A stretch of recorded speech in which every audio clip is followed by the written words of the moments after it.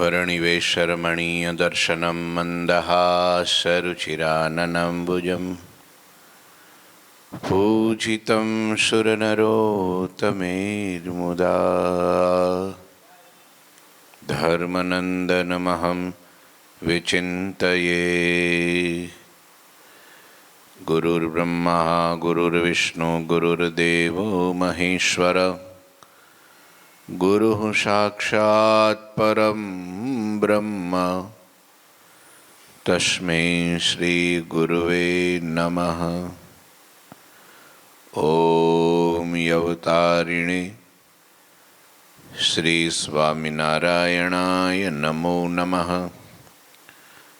श्री घनश्यामाय नीलकंठाय सहजानंदाय च नमो नमः।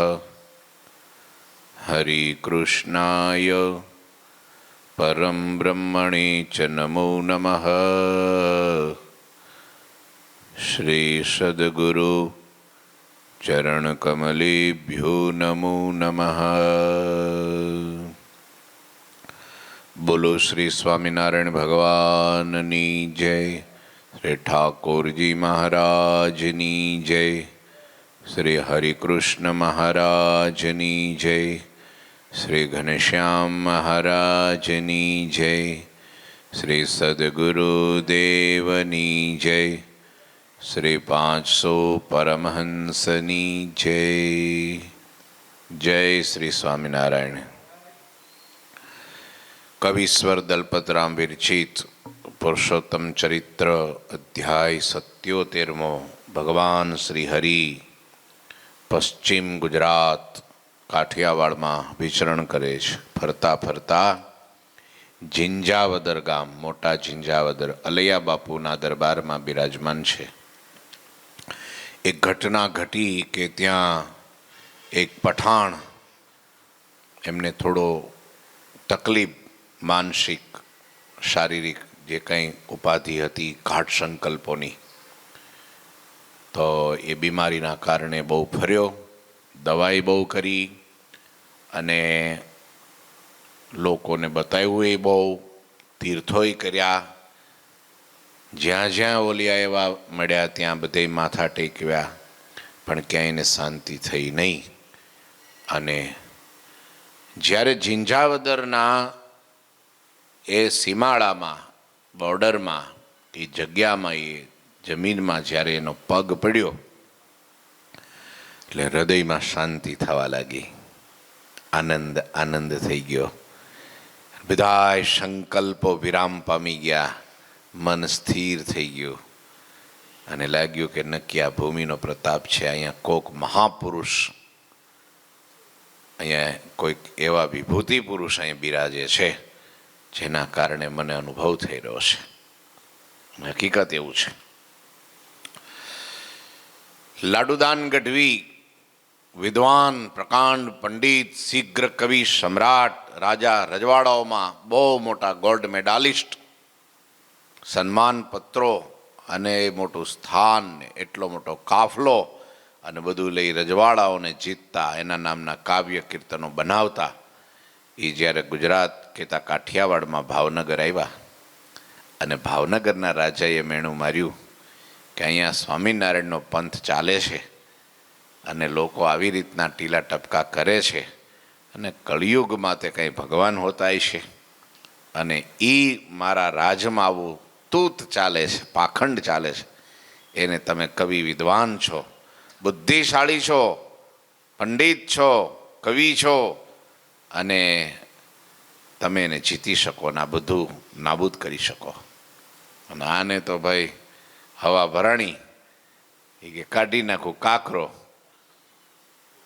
ગઢડે જાઓ, એની યારે શાસ્ત્રાર્થ કરું, પ્રશ્નો પૂછું અને જો ભગવાન હોય તો સાબિતી આપે, એવા ગુઢ 4 કે 5 સંકલ્પો કર્યા। પણ જ્યાં ગઢડાના સીમાડામાં લાડુદાન કવિના ઘોડાના ડાબલા પડ્યા ને, અને ત્યાં તો શું પ્રશ્ન પૂછીશ ને બધું ડિલીટ થઈ ગયું। એ આમ કહે તો હું એને આમ કહીશ ને, એ આમ કહે તો હું આમ કહીશ ને, એવું જે સાંકળિયું ગોઠવી રાખ્યું હતું ને તે બધું બાષ્પીભવન થઈ ગયું, ગુમ થઈ ગયું. અને હવે ત્યાં જઈને હું કરીશ હવે? હા, એ બધું જ એને અને જ્યાં દરબારગઢમાં આવ્યા તો હૃદયમાં શાંતિ થઈ ગઈ. જે સંકલ્પો કર્યા હતા એ બધા વિરામ પામી ગયા. જ્યાં ભગવાન બિરાજમાન હોય, ભગવાનના સંતો બિરાજમાન હોય, સત્સંગ કથા કીર્તન ભજન થતું હોય, મંત્ર આમ જો આમ હવામાં એના તરંગો દિવ્ય વહેતા હોય, ત્યાં કોઈ પાપી જીવ આવે તો એને શાંતિ થાય. જ્યારે આ તો બધા મહારાજના મુક્તો હતા, થઈ જ જાય ને. અને ભગવાનના પ્રથમ દર્શન કર્યા અને આજની ઘડી રે ધન્ય, આજની ઘડી મેં નિરખ્યા સહજાનંદ, ધન્ય આજની ઘડી.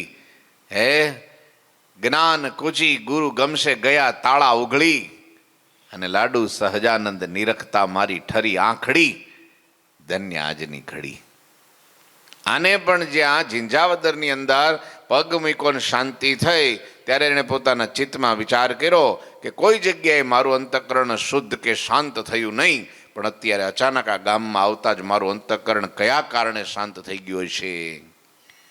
હે યહ ઠોર ઓલિયા કોઈ, તેહ બિન અંતર શુદ્ધ ન હોઈ, ભક્ત અલૈયા કો તબ દેખી, બુજા કરી કે વિનય વિશેખી, બુજા કરી કે વિનય વિશેખી. આ નિજ અનુભવ પરથી જણાય છે કે આ ગામમાં કોઈ ઓલિયા પવિત્ર પુરુષ જરૂર હોવા જોઈએ. જો પઠાણની ખબર છે તો આપણને તો ખબર જ હોય ને. આટલું જ્ઞાન ન હોય તો જિંદગી ફેલ. હા, પછી તો ખૂટે તો જિંદગી ખૂટે, બાકી કાંઈ ન ખૂટે. હે, આટલી તો ખબર પડી જ જવી જોઈએ, આટલું તો જ્ઞાન કે ભાઈ કંઈક છે, અનુભવ દિવ્ય થાય છે, પછી એને છોડાય નહીં.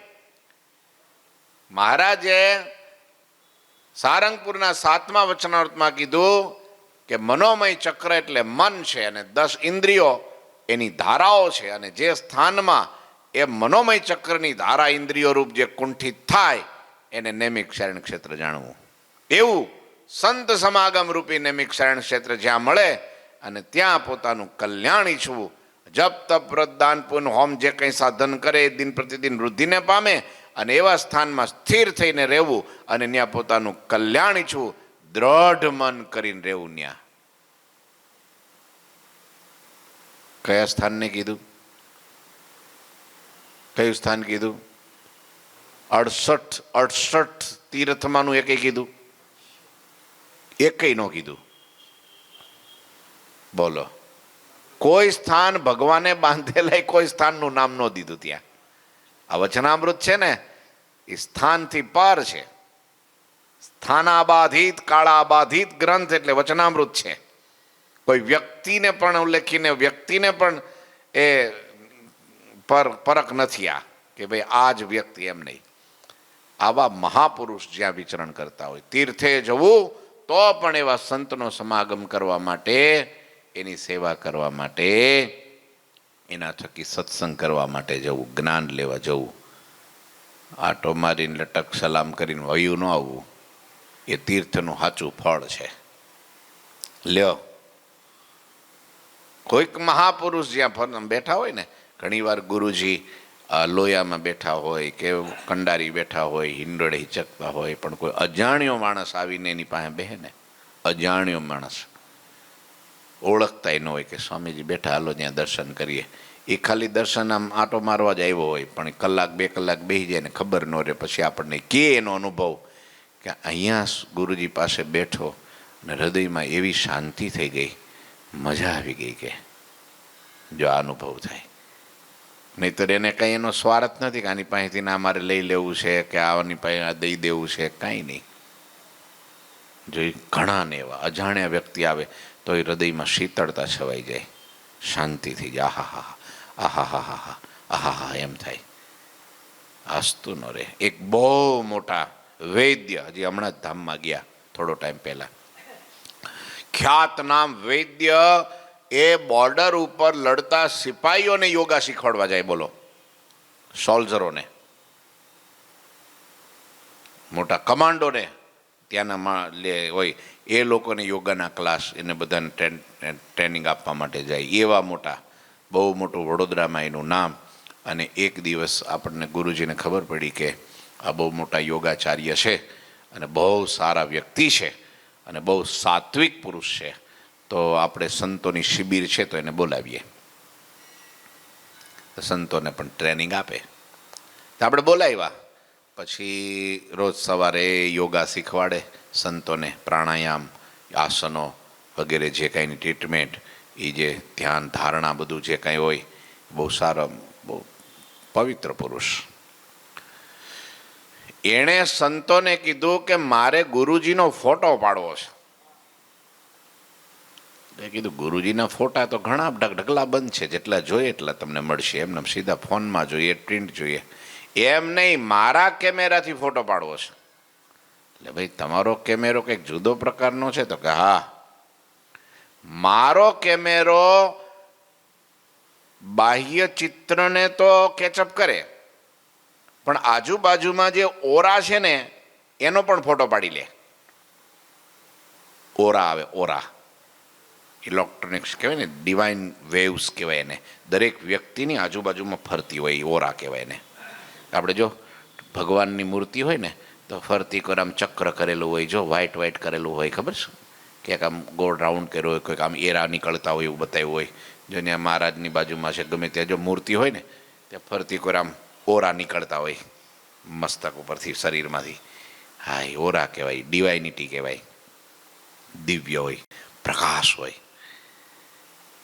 એનો ફોટો પાડવો છે કે મારે. એવો કેમેરામાં આવે તો કે એ આવી જાય, મારી પાસે છે. અને પાડ્યો એને પછી જોયું, એનું અવલોકન કર્યું કે જેની આજુબાજુની ઓરા જો આમ ત્રાંગી બાંગી આમ ઊંચી નીચી આમ ક્રોસમાં હોય તો એ વ્યક્તિનું આખું વ્યક્તિત્વ જુદું હોય. અને જેની એકદમ ક્લિયર ઓરા હોય, સિદ્ધિ હોય, એ પ્રભાવશાળી વ્યક્તિત્વ હોય, મહાન પુરુષ હોય, મુક્ત પુરુષ હોય, પહોંચેલા વિભૂતિ પુરુષ ગણાય. એવા બહુ ઓછા હોય. બાકી ત્રાંગી બાંગી તો બધામાં હોય, સમજ્યા? પણ આવા કોક જ હોય. અને મેં ગુરુજીની આંખમાં તે જ જોયું, એની વાણીમાં પ્રભાવ જોયો.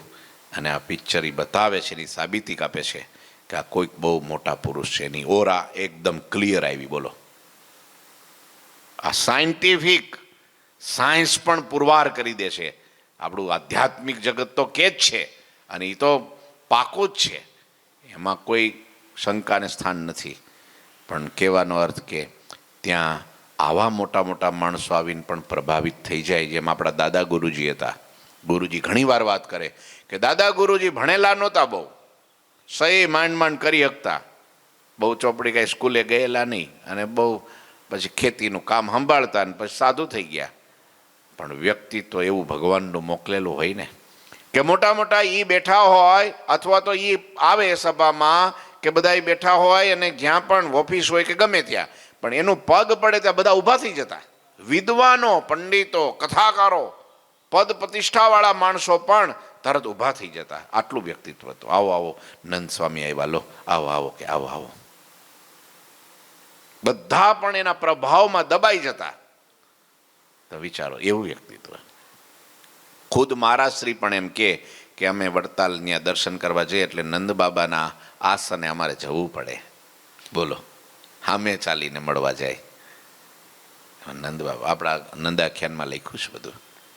એટલું બધું એ રાખતા, કારણ કે એનો પ્રભાવ જ એવો હતો. હા, બધા એના પ્રભાવમાં ઢંકાઈ જતા. બ્રહ્મનિષ્ઠ સદગુરુ હોય, પહોંચેલા ભગવાનને ધારેલા, તો એની વાત કંઈક જુદી હોય છે. એની વાત જુદી હોય છે. ત્યાં શીતળતા છવાઈ જાય, શાંતિ થઈ જાય. માર કરતો આવતો હોય, મારા સ્વામીએ લખ્યું વાતોમાં કે કોઈ માર કરતો આવતો હોય, મુક્તાનંદ સ્વામીની સામે આવે, મારી નાખવા આવતો હોય, પણ ત્યાં આવે એટલે પગમાં પડી જાય, હૃદયમાં શાંતિ. આને જેતલપુરમાં બનેલી ઘટના લ્યો.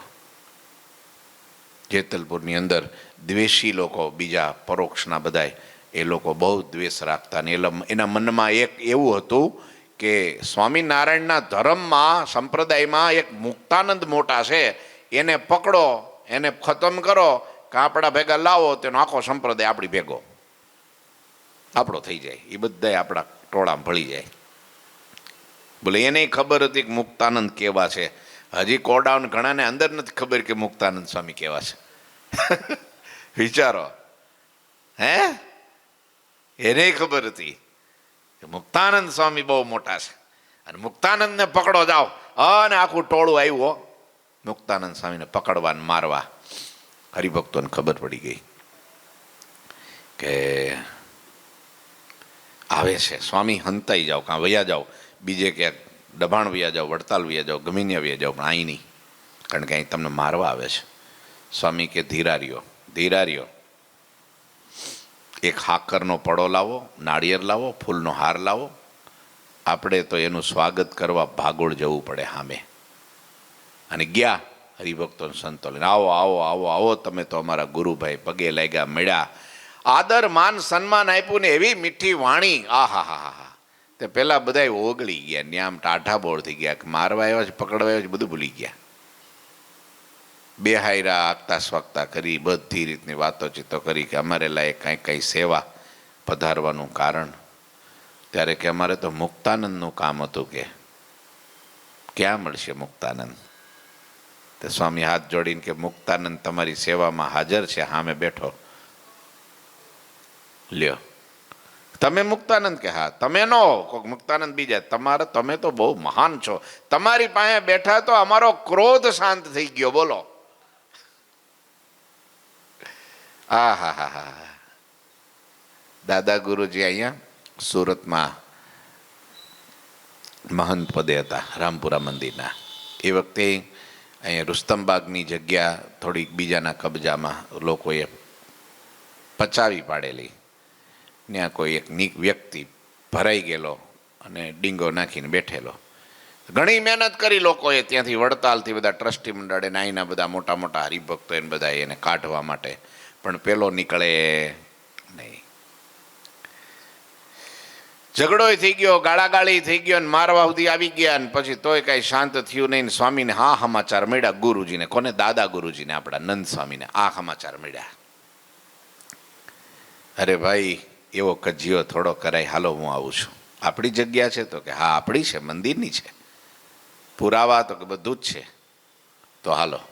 ત્યાં ગયા, જગ્યામાં ડેરું કરેલું ને ત્યાં બધી રીતનો ધૂણી ધખાવીને ભાઈ બેઠેલા. ને પછી બધા દૂર કે આની પાસે જઈશું તો મારામારી ગાળાગાળી થશે.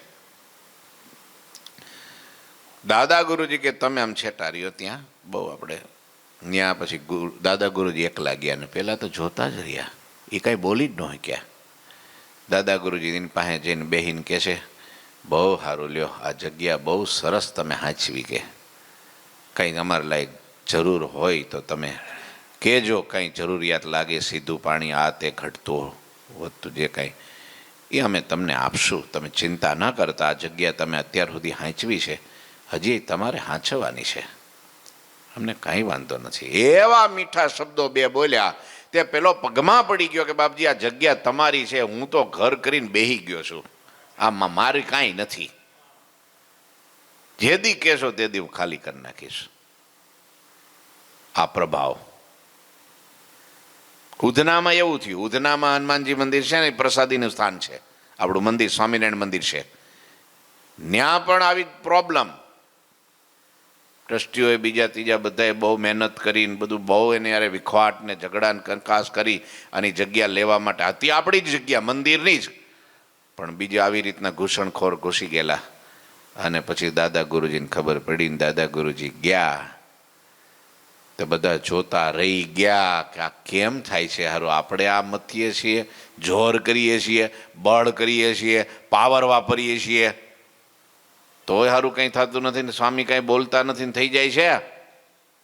આ પ્રભાવ, આ છે ભાઈ સત્પુરુષ, ભગવાન ને મોટા પુરુષ, ઓલિયા પુરુષ, વિભૂતિ પુરુષો. હા, એ ઠરી જાય, હો આત્મા ઠરી જાય, શાંત થઈ જાય, તરંગો બધા વિરામ પામી જાય, હાશ થઈ જાય, હા હા હા, શાંતિનો અનુભવ થઈ જાય. આ સમજવાનું કે બહુ મોટી પ્રાપ્તિ થઈ છે, સમજ્યા? બહુ મોટી. યા ઠોર ઓલિયા કોઈ તે બિન અંતર આવું એક ઘટના ત્યાં મુંબઈમાં બનેલી. એક ડોન, એનો શું કહેવાય, દાદો, હા, ગુંડો માણસ, ત્યાં બધી મંદિરના મહંત 10 વર્ષ તો મુંબઈ રહ્યા, ભુલેશ્વર દરિયાના કાંઠે આપણું મંદિર છે, સ્વામિનારાયણ મંદિર, એના મહંત રહ્યા આપણા ગુરુજીના ગુરુજી નંદ સ્વામી દાદા ગુરુજી. તે ન્યાય એક પેલા ભાડુતી નીચે હોય ને બધા દુકાન આપણે ભાડે આપી હોય, પછી યાર ખાલી ન કરે ને દાદાગીરી કરે ને બધું આ કરે ને આવો ગુંડાને બધાને એને બધાને આપેલું ને બધું એમ કે એ પાવર કરે. હા, સોપારી. હા, કે તમારે આ બધું અમે કાંઈ પણ થાય. દાદા ગુરુજી કીધું ભાઈ આટલા વર્ષોથી તમે આ દુકાનમાં છો, હવે આનું ભાડું કાં ખાલી કરો ને કાં વધારો ને કાંઈ અમારા મંદિરમાં નુકસાન જાય એવું તો ન કરાય ને. પછી તો પેલાને આ બધા દુકાનદારોએ ભેગા થઈને ગુંડાને ઊભો કર્યો અને એ આવ્યો ધુઆ ફુઆ થતો, ડેન્જર મહાભારાડી, ગાળા ગાળીને મારા મારીને બધું બહુ આમ કરી નાખીશ ને તને આમ કરી નાખીશ ને તને આમ તેમ કરી નાખીશ, બધું બહુ કર્યું પણ કાંઈ થયું નહીં. છેલ્લે ગુરુજી એટલું કીધું કે ભૂખ લાગી હોય તો કાં જમાડી દો, ચા પાણી નાસ્તાના કરી દો એને આગતા સ્વાગતા, અને પછી થોડી વાર પછી તમે પાછું લાગે તો પાછું કંઈક બોલજો. પેલો કે આટલું કીધું તો આનું પેટનું પાણી ન ઓયલું, કે બહુ કહેવાય, કે આ કેવા પુરુષ છે. તે ટાઢો થઈને પગમાં પડી ગયો. બોલો, આવો ભારાડી માણસ પગમાં પડી ગયો, તમે વિચાર તો કરો. હે, આવું છે પ્રભાવ, એવું વ્યક્તિત્વ પ્રભાવ હોય છે ને કે આ હા હા હા હા એમ થઈ જાય કે હૃદયમાં શાંતિ શીતળતા છવાઈ જાય છે ભાઈ. હે, એટલે અહીંયા કીધું કે આને અનુભવ થયો કે નક્કી કંઈક આમાં અહીંયા વસ્તુ એવી છે કે જેનાથી મનના તરંગો શાંત થાય છે, સેજે સેજે જીવ ઠરે છે, મન પ્રસન્ન થાય છે. આ ગામમાં કોઈ ઓલિયા પવિત્ર પુરુષ જરૂર હોવા જોઈએ, કેમ જે એ વિના મારું અંતર શાંત ન થાય. ત્યારે એમણે ભક્ત અલયા ખચ્ચરની જોઈને અતિ વિનય સાથે પૂછ્યું કે આ ગામમાં કોઈ મહાપુરુષ છે? આ સાંભળીને અલયા ખચ્ચરે કહ્યું, આ ગામમાં એક વૈરાગી બાવાજી ધર્મશાળામાં રહે છે, એ સિવાય આ ગામમાં બીજા કોઈ મહાત્મા રહેતા? પધારો, જય સ્વામિનારાયણ. જય સ્વામી. આવું 2 મિનિટમાં. તો અત્યારે અહીંયા કથાને આપણે વિરામ કરીએ છીએ. આગળની કથા સરસ, એને ભગવાનને સંતોનો યોગ થાય છે અને ત્યાં સુધી આ અલયા બાપુ એને પહોંચાડે છે પઠાણને, અને પછી શું થાય છે એની કથા આવતીકાલે આપણે સાંભળીશું. બોલો ઠાકોરજી મહારાજની જય. શ્રી સ્વામિનારાયણ.